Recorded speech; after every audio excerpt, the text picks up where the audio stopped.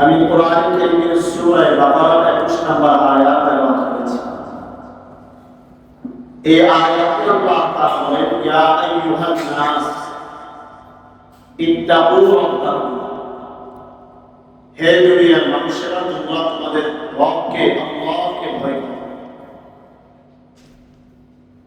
যিনি তোমাদেরকে সৃষ্টি করেছেন এবং তোমাদের পূর্ববর্তীদেরকেও সৃষ্টি করেছেন। তোমরা তোমাদের রবকে ভয় করো, যিনি তোমাদেরকে সৃষ্টি করেছেন এবং তোমাদের পূর্ববর্তী যারা এসেছে তাদেরকেও সৃষ্টি করেছেন। লাআল্লাকুম তাত্তাকুন, যাতে করে তোমরা তাকওয়া অর্জন করতে পারো। এই সম্বোধনটা আল্লাহ তাআলা ইয়া আইয়ুহান নাস বলেছেন, হে দুনিয়ার মানুষেরা। আয়াতটা আল্লাহ তাআলা ইহুদি, নাসারা, খ্রিস্টান, হিন্দু, বৌদ্ধ কাউকে পার্থক্য না করে পুরো মানব জাতিকে উদ্দেশ্য করে আল্লাহ তাআলা বলেছেন, ইয়া আইয়ুহান নাস, হে মানুষেরা, ইত্তাকু রাব্বাকুম, যিনি তোমাদেরকে সৃষ্টি করেছেন এবং তোমাদের পূর্বে যারা এসেছে তাদেরকেও তিনি সৃষ্টি করেছেন। এই আয়াতটা আল্লাহ তাআলা কখন বললেন? সূরা বাকারার মধ্যে শুরুতে 20টা আয়াত রয়েছে, যে আয়াত আল্লাহ তাআলা উল্লেখযোগ্য 3 শ্রেণীর মানুষের আলোচনা করেছেন। যালিকাল কিতাবু লা রাইবা ফীহি হুদাল লিল মুত্তাকিন আল্লাযীনা ইউমিনুনা বিল গায়ব।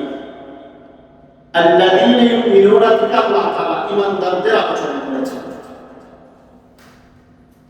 প্রথম 7টা আয়াতে 5টা আয়াতে আল্লাহ তাআলা ঈমানদারদের আলোচনা করেছেন। পরবর্তী 2 আয়াতে আল্লাহ তাআলা মুতলাকভাবে কাফিরদের আলোচনা করেছেন। সর্ব ধরনের কাফিরদের আলোচনা করেছেন মাত্র 2 আয়াত। ঈমানদারদের আলোচনা করলেন মাত্র 5টা আয়াত। কাফিরদের আলোচনা করলেন 2 আয়াত। আর বাকি 13টা আয়াতের মধ্যে আল্লাহ তাআলা মুনাফিকদের আলোচনা করলেন। আর 21 নম্বর আয়াত আমি তেলাওয়াত করেছি। ঈমানদারদের আলোচনা করার পর কাফিরদের আলোচনা, এরপর আল্লাহ তাআলা 13 আয়াতের মধ্যে শুধুমাত্র মুনাফিকদের আলোচনা করলেন। এই 3 দলের আয়াতের আলোচনা করার পরে আল্লাহ তাআলা বলেছেন, ইয়া আইয়ুহান নাস ইত্তাকু রাব্বাকুম, হে মানুষেরা, চাই তুমি ইহুদি হও অথবা খ্রিস্টান হও অথবা কাফের হও অথবা মুনাফিক হও কিংবা ঈমানদার, ইত্তাকু রাব্বাকুম, তুমি তোমার রবকে ভয় করো। কারণ তিনি তোমাদের সৃষ্টিকর্তা, তোমাদের পূর্ববর্তীদেরও সৃষ্টিকর্তা। এই 3 আয়াতে 3 শ্রেণীর আলোচনা করার পর আল্লাহ তাআলা সবাইকে উদ্দেশ্য করে একটা বার্তা দিলেন। কেন আল্লাহ তাআলা 3 শ্রেণীর মানুষের আলোচনা করার পর প্রত্যেককে একসাথে এক শব্দ দ্বারা সকলকে আল্লাহ তাআলা সম্বোধন করলেন? আজকে আমাদের আলোচ্য বিষয় থাকবে এই সম্পর্কে, যে আল্লাহ তাআলা ইয়া আইয়ুহান নাস কেন বললেন। ঈমানদারদের আল্লাহ তাআলা আলোচনা করছেন, ঈমানদারদের গুনাহের সম্পর্কে আল্লাহ তাআলা আলোচনা করলেন, তাদের কাজ কি তাও আল্লাহ তাআলা আলোচনা করলেন। আল্লাহ রাব্বুল আলামিন বলেন, আল্লাযীনা ইউমিনুনা বিল গায়বি ওয়া ইউকিমুনাস সালাহ ওয়া মিম্মা রাযাকনাহুম ইউনফিকুন। এই আয়াতে আল্লাহ তাআলা বলেন, ঈমানদার হলো তারা আল্লাযীনা ইউমিনুনা বিল গায়ব, যারা গায়বের প্রতি ঈমান আনে, যারা আল্লাহ তাআলাকে না দেখে, আল্লাহ তাআলার জান্নাত জাহান্নাম না দেখে, আর আরশ কুরসি কোনো কিছু না দেখে আল্লাহ তাআলার প্রতি ঈমান আনয়ন করে। ওয়া ইউকিমুনাস সালাহ, যারা নামাজ আদায় করে وَمِمَّا رَزَقْنَاهُمْ يُنْفِقُونَ আমি তাদেরকে যে সম্পদ দিয়েছি তা থেকে তারা খরচ করে। তাফসীরের কিতাবের মধ্যে বলা হয়েছে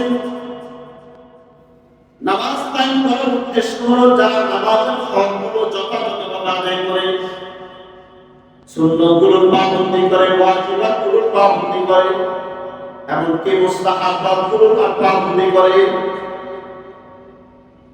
রুকুগুলোকে তাড়াতাড়ি না করে সিজদাগুলোকে জলদি জলদি না করে তাহদিলে আরকানের সাথে নামাজগুলো আদায় করে। এটা এক নাম্বার উদ্দেশ্য হলো ইউকিমুনাস সালাত, নামাজ কায়েম করা। আবার কোন মুহাদ্দিসিন কেরাম বলেন নামাজ কায়েম করার উদ্দেশ্য হলো নিজে নামাজ আদায় করা, পরিবারকে নামাজ আদায় করার জন্য উৎসাহ দেওয়া। এই আয়াতুল্লাহ তাআলা তিনটা গুণ বললেন। এক নাম্বার তারা অদৃশ্যের প্রতি ঈমান আনয়ন করবে, দুই নাম্বার নামাজ আদায় করবে, তৃতীয় নাম্বার তারা আল্লাহ তাআলার রাস্তায় খরচ করবে। والذين يؤمنون بما أنزل إليك وما أنزل من قبلك ঈমানদার হলো তারা যারা আপনার প্রতি যা নাযিল করা হয়েছে তথা কোরআনের প্রতি ঈমান আনয়ন করে, আসমানী অন্যান্য কিতাবের প্রতি ঈমান আনয়ন করে। ওয়াবিল আখিরাতি হুম ইউকিনুন রব্বুল আলামিন বলেন ঈমানদারদের পাঁচ নাম্বার পরিচয় হলো এরা আখিরাতের প্রতি বিশ্বাস স্থাপন করে। এই পাঁচটা গুণ বর্ণনা করার পর আল্লাহ তাআলা বলেন উলাইকা আলা হুদাম মির রাব্বিহিম ওয়া উলাইকা হুমুল মুফলিহুন। যার মধ্যে যে ঈমানদারের মধ্যে এই পাঁচটা গুণ পাওয়া যাবে, গায়বের প্রতিও বিশ্বাস স্থাপন করেছে, নামাজ আদায় করেছে, আল্লাহ তাআলার রাস্তায় খরচ করেছে, যাকাত প্রদান করেছে, কোরআনের প্রতি ঈমান আনয়ন করেছে, পূর্ববর্তী কিতাবের প্রতি ঈমান আনয়ন করেছে, এবং পরকালে আল্লাহ তাআলার সামনে সামনে হবে এই ঈমান রেখেছে। আল্লাহ তাআলা বলেন উলাইকা আলা হুদাম মির রাব্বিহিম। আল্লাহ তাআলার পক্ষ থেকে যে হিদায়াত, এই হিদায়াত প্রাপ্ত এরা উলাইকা হুমুল মুফলিহুন, এবং এরাই আল্লাহ তাআলার কাছে সফল ব্যক্তি। আয়াতে আল্লাহ তাআলা ঈমানদারদের গুণ বর্ণনা করার পরে তাদের সম্পর্কে জানিয়ে দিলেন উলাইকা আলা হুদাম মির রাব্বিহিম, এরাই সঠিক হিদায়াতের উপর আছে, ওয়া উলাইকা হুমুল মুফলিহুন, এবং এরাই সফল। তো এই পাঁচটা আয়াত আল্লাহ তাআলা ঈমানদারদের আলোচনা করলেন। এরপর দুই আয়াত আল্লাহ তাআলা মুনাফিকদের আলোচনা করলেন, কাফিরদের আলোচনা করলেন। আল্লাহ তাআলা বলেন ইন্নাল্লাযীনা কাফারু সাওয়াউন আলাইহিম আ'আনতাহুম আম লাম তুনযিরহুম লা ইউমিনুন। নিশ্চয় যারা কাফের হে রাসূল আপনি তাদেরকে সতর্ক করেন অথবা সতর্ক না করেন, তারা আপনার প্রতি ঈমান আনয়ন করবে না, তারা আল্লাহ তাআলার প্রতি ঈমান আনয়ন করবে না। এই কাফেরদেরকে আপনি আখিরাতের ভয় দেখান, জাহান্নামের ভয় দেখান, বলা হয় ফাতামাল্লাহু আলা কুলুবিহিম ওয়া আলা সামঈহিম ওয়া আলা আবসারিহিম গিশাওয়া। আল্লাহ তাআলা এদের অন্তরের মধ্যে মোহর মেরে দিয়েছেন, এদের কর্ণকুহর পর্যন্ত আল্লাহ তাআলা পর্দা মেরে দিয়েছেন। এই জন্য এরা হকের কথা কখনো বুঝবে না। আল্লাহ তাআলা রাসূল আপনি এদেরকে সতর্ক করে দেন না বলেন এরা ঈমান আনয়ন করবে না। এদের পুরস্কার কি হবে? আল্লাহ তাআলা বলেন ওয়ালাহুম আযাবুন আযীম, এদের জন্য কঠিন থেকে কঠিন শাস্তি আল্লাহ তাআলা তাদের জন্য নির্ধারণ করে রেখেছেন। এই দুই আয়াত আল্লাহ তাআলা কাফেরদের সম্পর্কে আলোচনা করলেন, তাদের শাস্তি সম্পর্কে আলোচনা করলেন। এরপর প্রায় ১৩টা আয়াত আল্লাহ তাআলা মুনাফিকদের আলোচনা করলেন। আল্লাহ তাআলা মুনাফিকদের সম্পর্কে বলতে গিয়ে বলেন ومن الناس من يقول آمنا بالله وباليوم الآخر وما هم بمؤمنين আল্লাহ তাআলা বলেন নবীজি আপনি শুনে রাখেন কিছু মানুষ এমন আছে যারা বলবে আমরা আল্লাহ এবং রাসূলের প্রতি ঈমান আনয়ন করেছি আসলে এরা ঈমানদার নয় এরা মুখে একটা কথা বলে অন্তরে আরেকটা রকম বলে এরা তিনি একটা কথা বলে আরেকটা বলে এরা পূজা মণ্ডপেও যায় আবার ঈদগাহের মধ্যে ঈদের নামাজ আদায় করতে আসে يخادعون الله والذين آمنوا এরা ঈমানদারদের সাথে ধোঁকাবাজি করে আল্লাহ তাআলার সাথে ধোঁকাবাজি করে এরপর আল্লাহ তাআলা বলেন ফি কুলুবিহিম মারাদুন ফাযাদাহুমুল্লাহু মারাদা এদের অন্তরে আল্লাহ তাআলা এক ধরনের রোগ দিয়ে দিয়েছে আল্লাহ তাআলা বলেন এদেরকে যখন বলা হয় ওয়াইদা কিলা লাহুম লা তুফসিদু ফিল আরদ তোমরা জমিনের মধ্যে কোন ধরনের ফাসাদ করিও না আল্লাহ রাব্বুল আলামিন বলেন হে রাসূল আপনি যখন এদেরকে বলবেন লা তুফসিদু ফিল আরদ তোমরা জমিনে ফাসাদ করিও না তো এই মুনাফিকের বাচ্চা যারা আছে এরা মুখে একটা কথা বলে অন্তরে আরেকটা বলে তিনি একটা কথা বলবে রাতে আরেকটা বলবে সামনে একটা কথা বলবে পিছনে গিয়ে আরেকটা কথা বলবে এরা যখন উল্টা পাল্টা কাজ করে উল্টা পাল্টা কথা বলে এদেরকে যখন আপনি গিয়ে বলবেন লা তুফসিদু ফিল আরদ তোমরা জমিনে ফাসাদ করিও ফাসাদ কাকে বলা হয় সাধারণত আমরা মনে করি ঝগড়াঝাটিকে ফাসাদ বলা হয় কিন্তু মুফাসসিরিন কেরাম বলেন ফাসাদ বলা হয় তিনটা জিনিসের সমষ্টিকে ফাসাদ বলা হয় এমন কথা কিংবা কাজ করা যার কারণে একজন ব্যক্তি মানসিকভাবে আঘাত পায় দ্বিতীয় নম্বর শারীরিকভাবে আঘাত পায় তৃতীয় নম্বর অর্থনৈতিকভাবে সে ক্ষতিগ্রস্ত হয় শারীরিকভাবে সে এবং অর্থনৈতিকভাবে যে ক্ষতিগ্রস্ত হয় এটাকে বলা হয় ফাসাদ কোন ব্যক্তির বিরুদ্ধে এমন কথা বলা এবং কাজ করা এমন ষড়যন্ত্র করা যার কারণে তার তিনটা ক্ষতি হয় শারীরিকভাবে সে ক্ষতিগ্রস্ত হয় মানসিকভাবে ক্ষতিগ্রস্ত হয় তৃতীয় নম্বর হলো অর্থনৈতিকভাবে ক্ষতিগ্রস্ত হয় তো এই মুনাফিকরা মুখে একটা বলে অন্তরে আরেকটা লালন করে মুসলমানদের পক্ষে গিয়ে তাদেরকে বলে যে মুহাম্মাদের জন্য তোমরা কাজ করো আবার তাদের শত্রু বাহিনীদেরকে গিয়ে বলে যে মুহাম্মাদের জন্য কোনো দান সৎকার করার প্রয়োজন নেই وَإِذَا قِيلَ لَهُمْ لَا تُفْسِدُوا فِي الْأَرْضِ এদেরকে যখন বলা হয় তোমরা জমিনের মধ্যে ফাসাদ করিও না তোমরা জমিনের মধ্যে সন্ত্রাস করিও না তোমরা জমিনে মুহাম্মাদের সাহাবায়ে কেরামদের সম্পর্কে গালিগালাজ করিও না এরা কিন্তু ঈমানদার মুখে একটা বলে অন্তরে আরেকটা লাগে এদের চেহারাটা আমাদের মতোই এদের চেহারার মধ্যে দাড়ি রয়েছে এদের চেহারার মধ্যে সিজদার দাগ রয়েছে এরা নামাজ আদায় করে এরা মসজিদে গিয়ে 5 ওয়াক্ত নামাজ আদায় করে আমার মাঝে মাঝে হজ করতেও যায় না চেহারা পুরাটা মুসলমানদের মতো নিজেকে মুসলিম পরিচয় দিয়ে তার নাম আব্দুল্লাহ মুহাম্মদ রাখে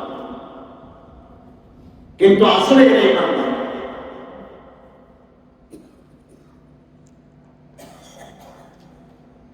এদেরকে যখন বলা হয় যে তোমরা জমিনের মধ্যে ফাসাদ করিও তখন তারা বলে ইন্নামা নাহনু মুসলিহুন আমরা তো জমিনের মধ্যে সংশোধন করার চেষ্টা করি আমরা তো ভালো কাজ করার চেষ্টা করি যেহেতু এদের ঈমান রড করে একবার এদিকে আরেকবার ওই দিকে এই জন্য আল্লাহ আর এদেরকে বলেন আলা ইন্নাহুমুল মুফসিদুনা ওয়ালাকিন লা ইয়াশউরুন সাবধান সাবধান এরা তো জমিনের মধ্যে ফাসাদ করে কিন্তু এরা জানে না ওয়াইদা কিলা লাহুম আমিনু কামা আমানান নাস এদেরকে বলা হয় যখন তোমরা ঈমান আনয়ন করো তোমাদের ঈমান মজবুত নয় তোমরা ঈমান আনয়ন করো কামা আমানান নাস যেমন লোকেরা ঈমান আনয়ন করেছে তাফসীরের কিতাবের মধ্যে বলা হয়েছে আমানান নাস দ্বারা কয়েকটা ব্যক্তির উদ্দেশ্য। আমানান নাস তোমরা লোকদের মতো ঈমান আনয়ন করো, যেমন আসিয়া আলাইহিস সালাম ঈমান আনয়ন করেছে। তোমরা ঈমান আনয়ন করো যেমন নবী মূসা আলাইহিস সালামের আদর্শ অনুসারীরা ঈমান আনয়ন করেছে। আমানান নাস তোমরা ঈমান আনয়ন করো যেমন নাকি সাহাবায়ে কেরাম ঈমান আনয়ন করেছে, সাহাবায়ে কেরামদের মতো ঈমান আনয়ন করো। এরা তখন বলে ওয়াইদা কিলা, যখন তাদেরকে বলা হয় আমানান নাস আমিনু কামা আমানান নাস, লোকেরা যেভাবে ঈমান আনয়ন করেছে তোমরা তাদের মতো ঈমান আনয়ন করো। উত্তরে তারা বলে ক্বালু আনুমিনু কামা আমানাস সুফাহা,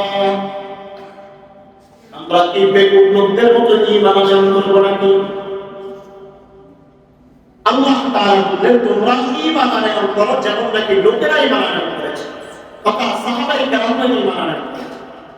মুনাফিকরা তখন উত্তর দেয় কামা আমানাস সুফাহা, বেকুব লোক যারা আছে, বুদ্ধিহীন লোক যারা আছে, এদের মতো আমরা ঈমান আনয়ন করব।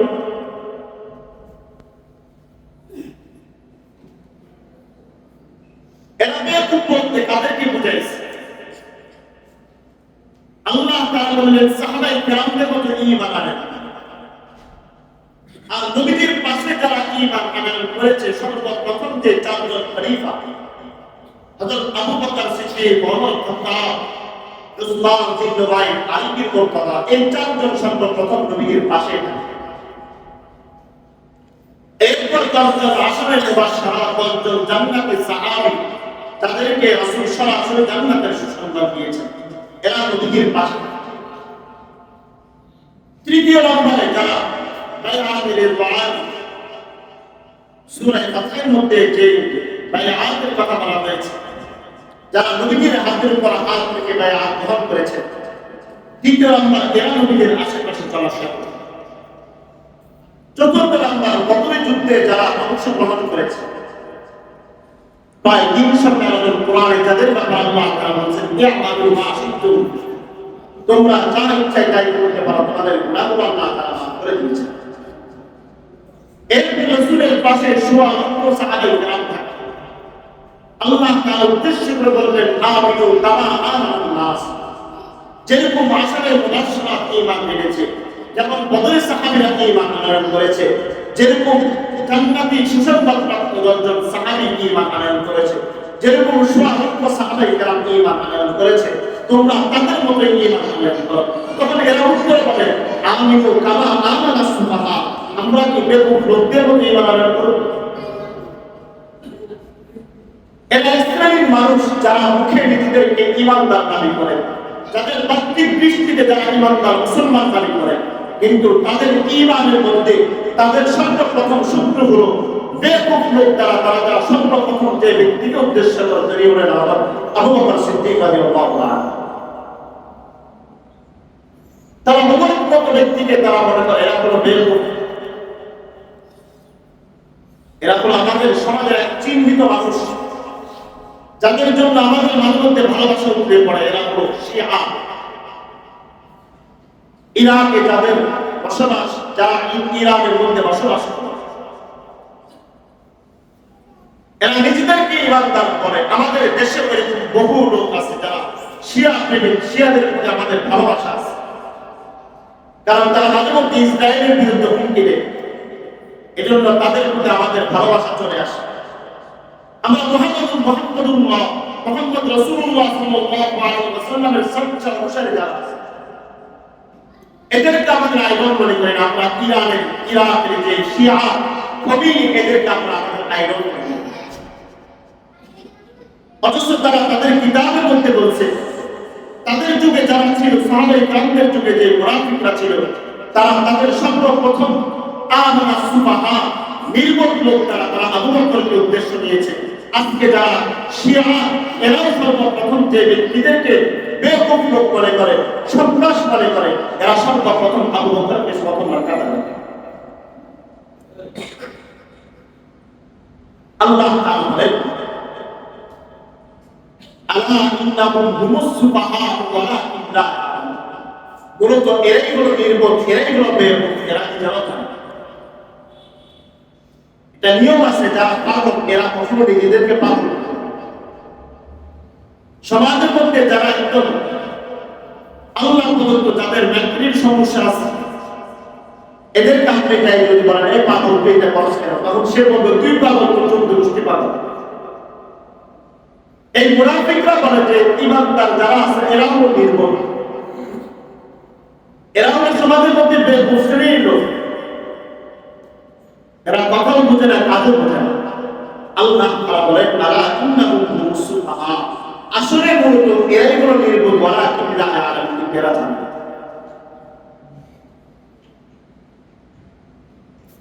ঈমানদারদেরকে তারা নির্বোধ বোকা বলে।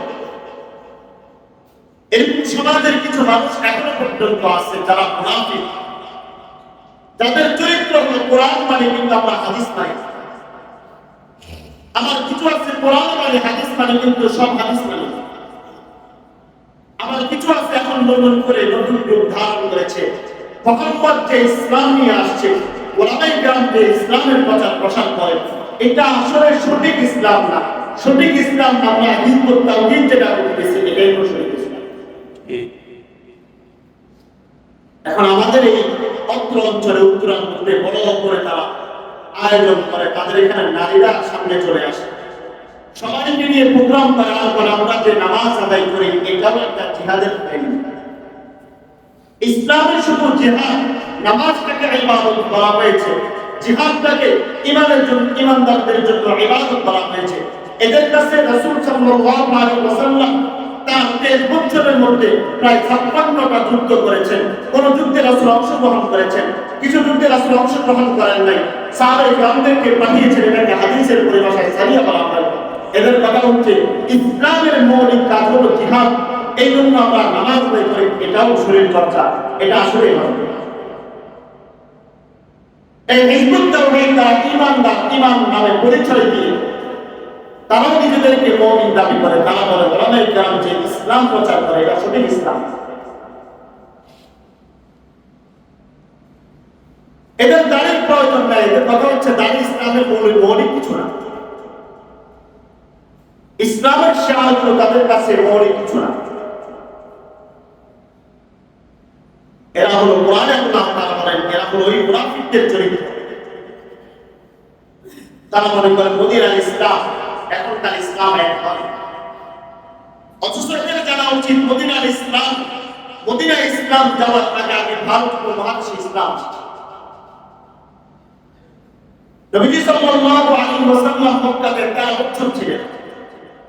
এই 13 বছর থাকাকালীন নবীজি সাল্লাল্লাহু আলাইহি ওয়াসাল্লামের সংস্রব যারা গ্রহণ করেছেন, সে সাহাবায়ে কেরাম যারা নবীজি সাল্লাল্লাহু আলাইহি ওয়াসাল্লামের 13 বছর পর্যন্ত সংস্রব গ্রহণ করেছেন, রাসূল এই সমস্ত সাহাবায়ে কেরামদেরকে শুধু নিজের কাছে রেখে দিয়েছেন এমন নয়, ইসলামের প্রচার করেছেন, তাদেরকে দ্বীনের দাওয়াত দিয়েছেন, ইসলামের মৌলিক বিধানগুলো তাদেরকে শিক্ষা দিয়ে রাসূল বিভিন্ন রাষ্ট্রে প্রেরণ করেছেন। প্রায় 13 বছর পরে নবীজি মক্কা থেকে মদিনায় আসলেন। আর এই 13 বছরের মধ্যে রাসূল বিভিন্ন দেশের প্রান্তে প্রান্তে বিভিন্ন জায়গায় পৃথিবীর আনাচে কানাচে সাহাবায়ে কেরামদেরকে দ্বীনের জন্য পাঠিয়ে দিয়েছেন। সেই সুবাদে ইতিহাসের পাতায় লাগলে বোঝা যায় যে সাহাবায়ে কেরাম মদিনায় যাওয়ার আগে আগে ইসলাম ভারত মহাদেশে আসে। তাহলে মদিনার ইসলাম তো আগে পরে আসে।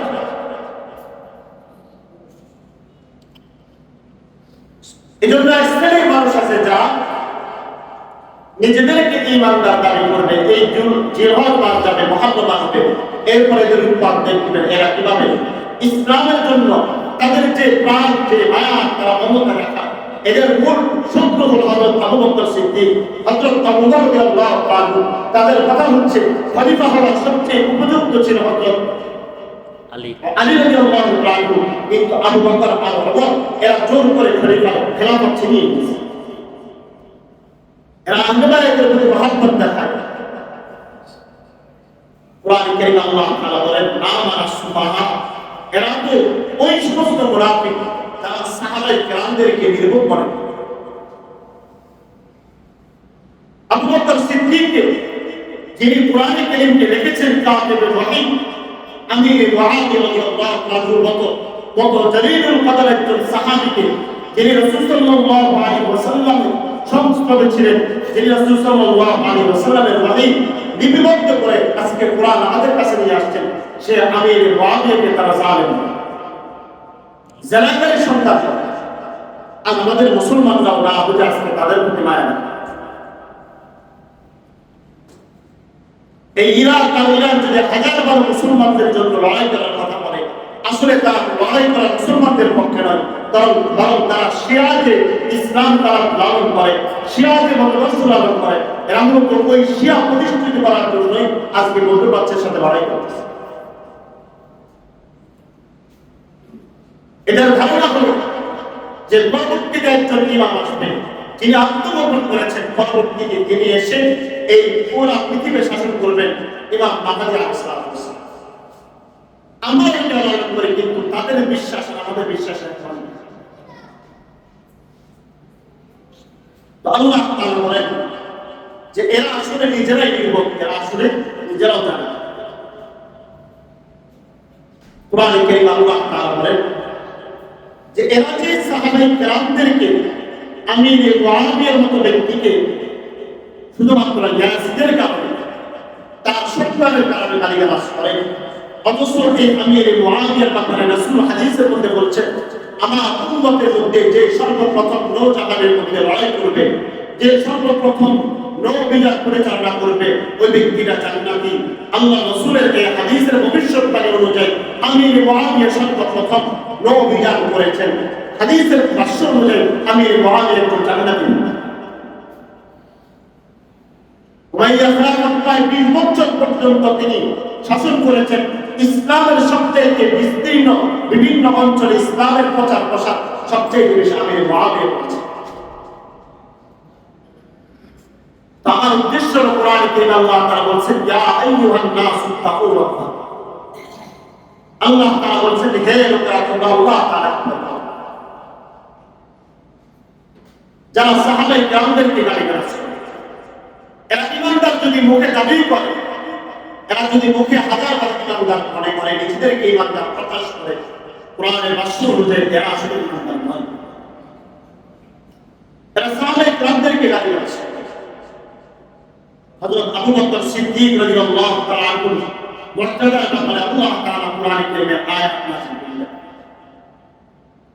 ওমর রাদিয়াল্লাহু তাআলা আনহু অন্তরে কোনো কিছু লালন করতেছেন, মনে মনে ভাবতেছেন, আল্লাহ তাআলা সেটা কোরআনের আয়াত নাযিল করেছেন। বলার উদ্দেশ্য হলো একজন প্রসিদ্ধ ব্যক্তি যে তার কিতাবের মধ্যে লিখেছেন যে আমার যদি ক্ষমতা থাকতো তাহলে আমি মক্কা মদিনার মধ্যে মুহাম্মদ যে জায়গায় শুয়ে আছে, ওই মুহাম্মদের দুই পাশে দুইজন সাহাবী আবু বকর এবং ওমর, এদের যে লাশগুলো সেখানে আছে, আমার যদি ক্ষমতা থাকতো তাহলে আমি এদের দুইজনের লাশকে নিয়ে আমি সাগর সমুদ্রের মধ্যে রেখে দেব। আপনি মনে করেন ইরান আজকে আমাদের তাদের ভালোবাসার কথা? এই বাক্য যারা লিখেছেন আয়াতুল্লাহ কমির মধ্যে মুহাম্মদের প্রতি তার এত টান, মুহাম্মদের সাহাবায়ে কেরামদের প্রতি তার বিদ্বেষে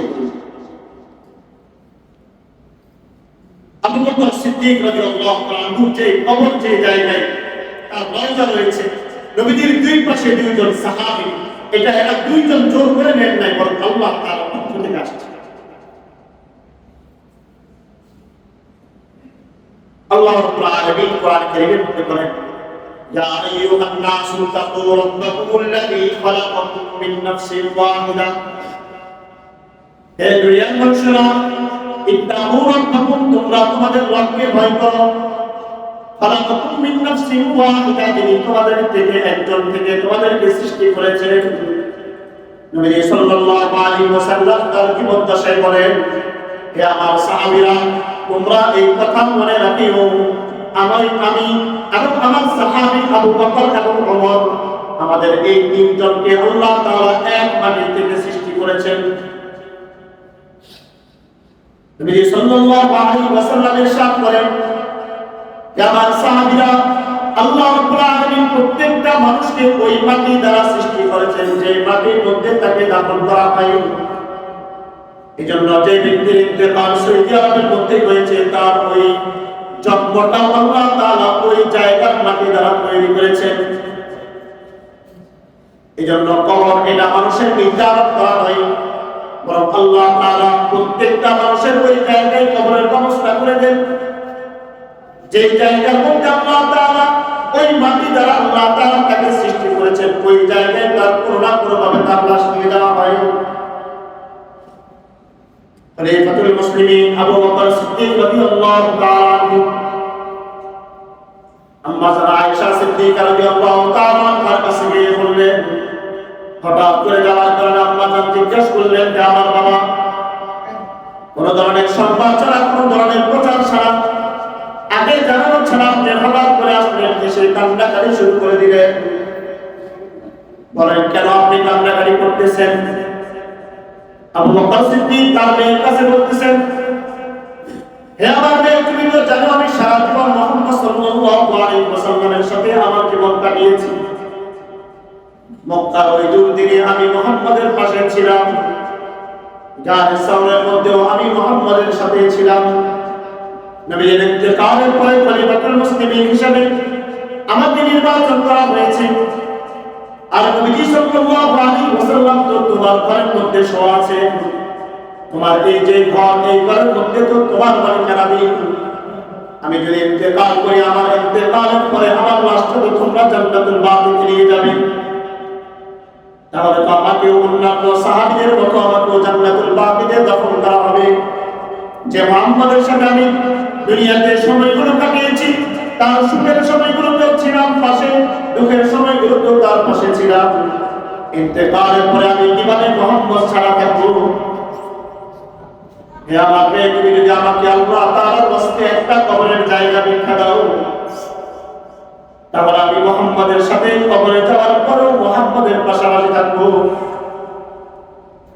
আম্মা জানা আয়েশা সিদ্দিকা বললেন, আমার পিতা, যদি আমি আপনার আগে ইন্তেকাল করি তাহলে অবশ্যই আমি ওসিয়ত করে যাব, আর যদি আপনি আমার আগে ইন্তেকাল করেন আমি অবশ্যই আমার নিজের দায়িত্বে আমি আপনার জন্য কবরের ব্যবস্থা করে দিব।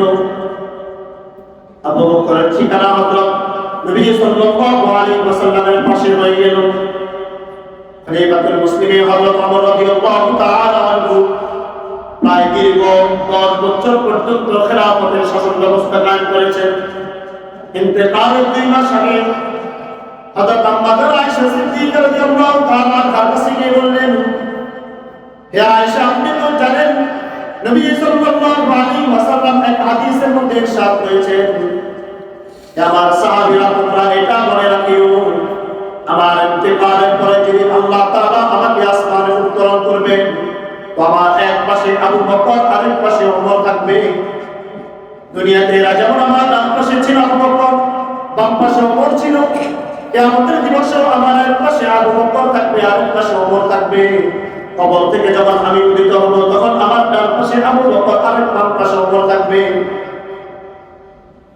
আপনি তো জানেন দুনিয়াতে আমি রাসূলের ডান পাশেও ছিলাম, বাম পাশেও ছিলাম, নবীর সব সময় ছায়া হয়ে নবীর আশেপাশে ছিলাম। এখন আপনার এখানে তো একটা মাত্র কবর খালি আছে, যদি ওই কবরটা আপনি আমার জন্য দিয়ে দেন তাহলে আমি তো আল্লাহ রাসূলের সাথে জান্নাতেও থাকতে পারবো, দুনিয়াতেও থাকলাম, কবরের জগতে আমি রাসূলের পাশে থাকবো। আম্মা জানা আয়েশা সিদ্দিকা রাদিয়াল্লাহু তাআলা কান্নাকারি শুরু করলেন, কারণ নবী জীবদ্দশায় বলে গিয়েছেন আমার কবরের পাশে 3টা কবর থাকবে, একটা কবর আবু বকর, আরেকটা কবর আরেকজন সাহাবী, তৃতীয় আরেকজন ব্যক্তি হযরত ঈসা আলাইহিস সালাম কিয়ামতের পূর্ব মুহূর্ত সময় যখন তিনি দুনিয়াতে আগমন করবেন, ইন্তেকাল করার পর তার কবরটা আমার রওজার পাশে হবে। আম্মা জানা আয়েশা সিদ্দিকা রাদিয়াল্লাহু তাআলা তার ঘরের মধ্যে 3টা কবরের ব্যবস্থা করে দিলেন, নবীর কবর সহ 4টা কবরের ব্যবস্থা করে দিলেন। আল্লাহ রাব্বুল আলামিন বলেন, ইয়া আইয়ুহান নাস ইত্তাকু রাব্বাকুম আল্লাযী খালাকাকুম ওয়াল্লাযীনা মিন ক্বাবলিকুম লাআল্লাকুম তাত্তাকুন। আল্লাহ তাআলা মুনাফিকদের চরিত্র সম্পর্কে আলোচনা করলেন। আল্লাহ রাব্বুল আলামিন কাফিরদের চরিত্র সম্পর্কে আলোচনা করলেন, ঈমানদারদের চরিত্র সম্পর্কে আলোচনা করলেন, কিন্তু ঈমানদারদের 5টা আয়াতের মধ্যে তাদের চরিত্র তুললেন, আর 2 আয়াতে কাফের, আর 13টা আয়াতের মধ্যে মুনাফিকদের আলোচনা করলেন। মুনাফিকদেরকে এই উদ্দেশ্যে আল্লাহ তাআলা বললেন, হে মুনাফিকরা, তোমরা যারা বলো মুহাম্মদ আমানান নাসু কামা আমানাস সুফাহা, আমরা কি নির্বোধ লোকদের মতো তোমার সাহাবায়ে কিরামদের মতো ঈমান আনয়ন করব নাকি? আলা ইন্নাহুম হুমুস সুফাহা ওয়ালাকিন লা ইয়ালামুন। আল্লাহ তাআলা বলেন, আসলে তোমরা নিজেরাই নির্বোধ, তোমরা এটা জানো না। এই আয়াতের মধ্যে আল্লাহ তাআলা ওই মুনাফিকদের দাঁত ভাঙা জবাব দিলেন, যারা সাহাবায়ে কিরামদের মধ্যে কিছু সাহাবায়ে কিরামদেরকে মানে আর সাহাবায়ে কিরামদেরকে মানে না, যারা সাহাবায়ে কিরামদেরকে নির্বোধ বলে, যারা সাহাবায়ে কিরামদেরকে জালিম বলে, যারা সাহাবায়ে কিরামদের শানের মধ্যে বেয়াদবিমূলক কথাবার্তা বলে। এজন্য নবী সাল্লাল্লাহু আলাইহি ওয়াসাল্লাম হাদিসের মধ্যে বলেন, যে ব্যক্তি নবী সাল্লাল্লাহু আলাইহি ওয়াসাল্লামকে গালি দিল আর ওই ব্যক্তি প্রতিহত করে নাই। মান সাব্বা নাবিয়্যাল ফাকুলু, যে ব্যক্তি মুহাম্মদকে গালি দিল, যে ব্যক্তি মুহাম্মদের সাহাবায়ে কিরামদেরকে গালি দিল, তাহলে বুঝে নিবা কিয়ামতে একদম তোমার সামনে করে চলে আসছে। তোমার জন্য উচিত হলো মুহাম্মদের সাহাবায়ে কিরামদেরকে যারা গালি দিবে তোমরা তাদেরকে প্রতিহত করা। এজন্য সাহাবায়ে কিরামদেরকে আবু বকর ওমরকে যারা গালিগালাজ করে, যারা বলে আবু বকর মুহাম্মদের ইন্তেকালের পরে আবু বকর ওমর সন্ত্রাসী কায়দায় তাদের খেলাফত ছিনিয়ে নিয়েছে, অথচ আল্লাহ তাআলা কবরের যে স্থানটা নির্ধারণ করে দিয়েছেন, আবু বকর ওমর দুইজনের মধ্যে কেউ সন্ত্রাসী কায়দায় গিয়ে হযরত আয়েশা সিদ্দিকা রাদিয়াল্লাহু আনহা থেকে কবর নেন নাই, বরং আল্লাহ প্রদত্তভাবে সাহাবায়ে কেরাম আয়েশার কাছে গেলেন। আয়েশা রাদিয়াল্লাহু তাআলা তার নিজের জায়গা ছেড়ে দিয়ে, তার ঘরের জায়গা ছেড়ে দিয়ে দুইজন সাহাবায়ে কেরামদের জন্য নির্ধারণ করে দিয়ে গেলেন। এটাই বোঝাতে চাইলেন নবী সাল্লাল্লাহু আলাইহি ওয়াসাল্লাম যে বলে গিয়েছেন, আমার ইন্তেকালের পরে আমার ডান পাশে সাহাবায়ে কেরামদের মধ্যে আবু বকর, আর এক পাশে আমার ওমর থাকবে। সমস্ত উম্মতের আমলনামা যদি এক পাল্লায় রাখা হয়, সমস্ত ব্যক্তিদের আমলনামা যদি এক পাল্লায় রাখা হয়, তো একজন ওমরের মর্যাদা কোনদিন তাদের সমান হবে না। আর ওমর সহ সমস্ত সাহাবায়ে কেরামদের আমলনামা যদি এক পাল্লায় রাখা হয়, আবু বকর শুধুমাত্র এক রাত গারে সাউরের মধ্যে নবীজির পাশে গিয়েছিলেন, ওই এক রাতের আমলনামা সমপরিমাণ উম্মতের আমলনামা হবে না। আল্লাহ রাব্বুল আলামিন মুনাফিকদের আলোচনা করে এই বোঝাতে চাইলেন, যারা সাহাবায়ে কেরামদের মধ্যে আমিরে মুআবিয়ার মতো ব্যক্তি, আবু বকর ওমরের মতো ব্যক্তিদের সমালোচনা করে, যারা তাদেরকে গালিগালাজ করে, আল্লাহ তাআলা বলেন এরা হলো নিজেরাই নির্বোধ, এরা মুনাফিক। এদের চরিত্র হলো আল্লাহ তাআলা বলেন ইন্নাল মুনাফিকিনা ফি দারকিল আসফালি মিনান নার, এদের ঠিকানা একদম জাহান্নাম। এজন্য আল্লাহ তাআলা সমস্ত মানব জাতি, ইহুদি, নাসারা, খ্রিস্টান সহ সমস্ত উম্মতকে আল্লাহ তাআলা এক বাক্যে রাখলেন, ইয়া আইয়ুহান নাস, হে লোকেরা, ইত্তাকু রাব্বাকুম, তোমরা তোমাদের রবকে ভয় করো। আল্লাযী খালাকাকুম, যিনি তোমাদেরকে সৃষ্টি করেছেন, ওয়াল্লাযীনা মিন ক্বাবলিকুম, তোমাদের পূর্ববর্তীদেরকে সৃষ্টি করেছেন। যেখানে সাহাবায়ে কিরামদেরকে আল্লাহ তাআলা সৃষ্টি করেছেন, যেখানে পূর্ববর্তী উম্মতদেরকে আল্লাহ তাআলা সৃষ্টি করেছেন, সকলকে আল্লাহ তাআলা বলেন ইত্তাকু রাব্বাকুম, তোমরা তোমাদের রবকে ভয় করো। এটা আল্লাহ তাআলা ঈমানদারদেরকে বললেন, মুনাফিকদেরকে বললেন, কাফেরদেরকে বললেন। এজন্য যারা সাহাবায়ে কিরামদের সমালোচনা করে, যারা সাহাবায়ে কিরামদের বিরুদ্ধে বিদ্বেষমূলক কথাবার্তা বলে, তো সাথে সাথে ওই ব্যক্তির প্রতিহত করা, এটা আমার আর আপনার ঈমান। এজন্য যাদেরকে আমরা শিয়া দেখতে বাহ্যিক দৃষ্টিতে যদিও তারা আমাদের মতো ইসলাম পালন করে, কিন্তু তাদের আকীদা, বিশ্বাস, তাদের যে আকীদা তারা লালন করে, তারা যে পাক পাঞ্জাতন নামে মানুষকে ধোঁকা দিচ্ছে, তাদের যে ঈমানের যে আকীদার ব্যাপারে যে ধারণা, তাদের কথা হচ্ছে খেলাফত প্রতিষ্ঠিত করা, খেলাফত পরিচালনা করা, জান্নাত জাহান্নাম দেওয়া, এটা ইমামদের দায়িত্ব, এটা আল্লাহ তাআলার দায়িত্ব। আল্লাহ রাব্বুল আলামিন আমাদেরকে মুনাফিকদের চরিত্র থেকে আল্লাহ তাআলা আমাদেরকে হেফাজত করুন।